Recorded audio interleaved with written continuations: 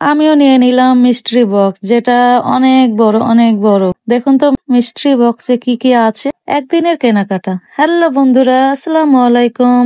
কেমন আছেন সবাই? আমি আজ গ্রোসারি শপে বাজার করতে গিয়েছিলাম এবং আজকের কেনাকাটা ছিল বেশ জমজমাট। তো ভাবলাম তোমাদের সাথে শেয়ার করি আমি কি কি কিনেছি। তো আসুন দেখি আমার আজকের কেনাকাটার তালিকায় কি কি আছে। বাসায় সবকিছুই আছে, তবুও কেন নতুন করে কিনছি, অনেকের মনে প্রশ্ন জাগতে পারে, তাই আগেই বলে নিচ্ছি। পুরনো আসবাবপত্রগুলো আমার মাদের যুগের, তাই নিজের মতো করে নতুন নতুন জিনিস কিনতে চলে এসেছিলাম। তো প্রথমেই শুরু করি প্রেসার কুকার দিয়ে। প্রেসার কুকারটা নতুন মডেলের, দেখতেই খুব সুন্দর লাগছে, তাই না? নিয়ে ফেললাম প্রেসার কুকারটা, তো অনেক বেশি প্রয়োজনীয়। এখন ঝটপট রান্না করব আর সময়ও বেঁচে যাবে। এরপর মশলার ঝাঁকা বের করলাম, ভাবলাম একটা মশলার ঝাঁকাও নিয়ে ফেললে খারাপ হয় না, তাই না? এরপর রুটি বানানোর জন্য তাওয়া তো মাস্ট নেওয়া দরকার। এই তাওয়াটা দেখেই মনে হলো রুটি বানানো সহজ হবে আর রুটি যেন না পড়ে, তাই এই ননস্টিক তাওয়াটা নিয়ে নিলাম। এখন থেকে রুটি বানাবো একদম নিখুঁত ভাবে, কোনো পোড়া বা ঝামেলা ছাড়াই। এবার মেলামাইন বাটি, বলতে গেলে ও কি সুন্দর রং। আমি তো শুধু একটা নিতে চেয়েছিলাম, কিন্তু দুই রঙের বাটি দেখেই মনের মধ্যে দ্বিধা শুরু হলো। কি আর করা, দুইটাই নিয়ে নিলাম। আর তোমাদের বলতে পারি, এগুলো দেখতে যেমন সুন্দর তেমনি ব্যবহারেও টেকসই হবে। এখন এই বাটিতে স্যালাড বা চাটনি অনেক কিছু রাখা যাবে। একটা মাঝারি সাইজের অ্যালুমিনিয়ামের পাতিল নিলাম, দেখতেই ভালো লাগছে, চকচক করছে। শুধু রান্না করতে কত মজা লাগবে, তাই না? অ্যালুমিনিয়ামের কড়াইটা চোখে পড়লো আর দেখতে এত কিউট যে এটাও নিয়ে ফেললাম। অনেক ওজন এটার, মজবুত হবে মনে হচ্ছে।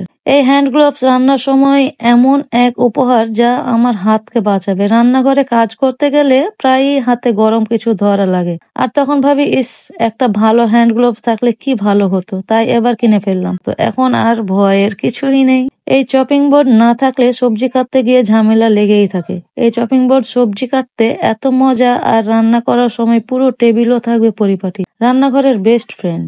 এরপর চায়ের কাপ নিয়েও দ্বিধা।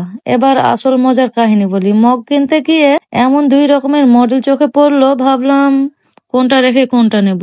দুইটাই দেখতে এত সুন্দর, একটাও রেখে যেতে পারলাম না। তাই এক কাজ করলাম, 6টা করে দুই রকমের চায়ের কাপ নিয়ে নিলাম। এক রকমের কাপে চা খাবো আর একটাতে কফি। বুদ্ধি কিন্তু খারাপ না, তাই না?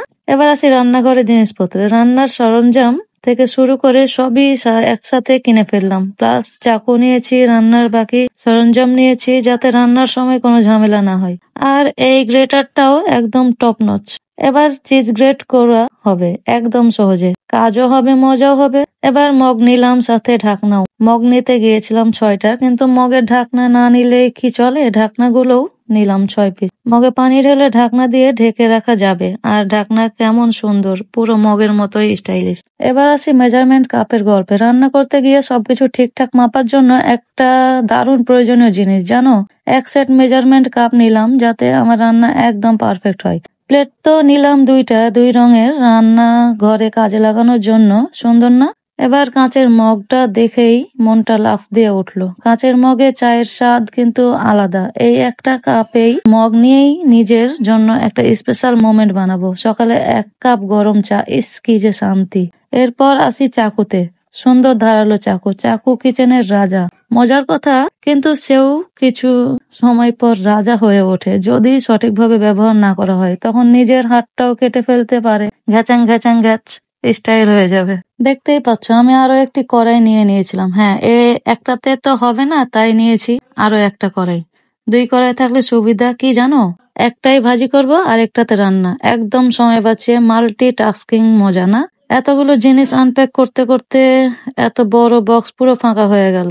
এবার শেষে নিয়েছিলাম আর্টিফিশিয়াল ঘাস ম্যাট। আমি রান্নাঘরের টেবিলে আর্টিফিশিয়াল ঘাস ম্যাট রেখে রান্না করব, যা পরিবেশকে নতুন এবং সতেজ করে রাখবে। রান্নাঘরের ঘাসের ম্যাটটি প্রাকৃতিক অনুভূতি দিবে, গ্রামীণ পরিবেশ এর সৌন্দর্য উপভোগ করতে পারবো। আজকের বাজারের অভিজ্ঞতা ছিল বেশ চমৎকার। আমি অনেক দরকারি পণ্য কিনতে পেরেছি এবং আপনাদের সাথে আমার কেনাকাটা শেয়ার করতে পেরে আমি অনেক খুশি। বাজারে যাওয়ার আগে সব সময় একটা লিস্ট তৈরি করে নেওয়া ভালো, যেটা আমি নিজেই করিনি। আশা করি আজকের ব্লগটি আপনাদের ভালো লেগেছে। যদি আপনাদের আরো কোনো প্রশ্ন থাকে বা কোনো টিপস চান, তাহলে অবশ্যই কমেন্টে জানাবেন। ধন্যবাদ সবাইকে। লাইক, কমেন্ট, শেয়ার করতে ভুলবেন না। দেখা হবে পরবর্তী ভিডিওতে। ধন্যবাদ। সবাইকে টাটা, বাই বাই, আসসালামু আলাইকুম।